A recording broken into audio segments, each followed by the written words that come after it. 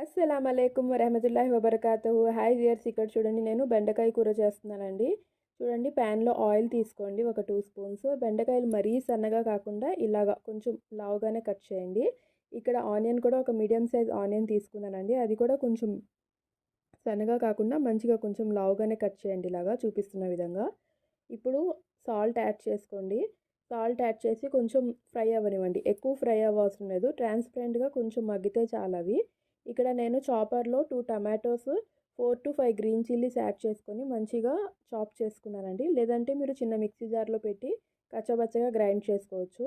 ఇప్పుడు ఇక్కడ బెండకాయలు ఏదైతే కట్ చేశానో అది ఆనియన్స్లో వేసి వెంటనే పసుపు, హల్దీ ఏదైతే ఉంటుందో అది యాడ్ చేయండి. దాంతో బెండకాయ కలర్ అనేది చేంజ్ అవ్వకుండా గ్రీనిష్గా మంచిగా ఉంటాయి బెండకాయలు.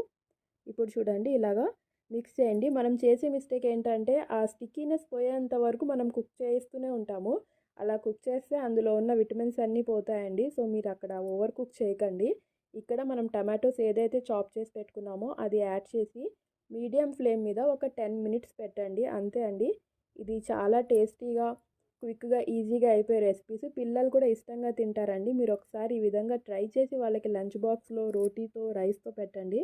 చాలా టేస్టీగా ఉంటుంది ఈ కర్రీ. మీరు ఏమి ఓవర్ కుక్ చేయక్కర్లేదు. ఇక్కడ స్టిక్కీనెస్ కూడా మనం టమాటోస్ యాడ్ చేసాం కదా, ఆ స్టిక్కీనెస్ కూడా తగ్గిపోతుందండి. అంత స్టిక్కీగా ఏమీ ఉండదు, మొత్తం పోతుంది స్టిక్కీనెస్ కూడా. మీరు లెమన్ కానీ మజ్జిగ అట్లా ఏమి యాడ్ చేయక్కర్లేదు. ఈ విధంగా మీరు ఒకసారి ట్రై చేసి రెసిపీ ఎలా వచ్చిందనేది కామెంట్ సెక్షన్లో చెప్పండి. అల్లా హాఫీజ్.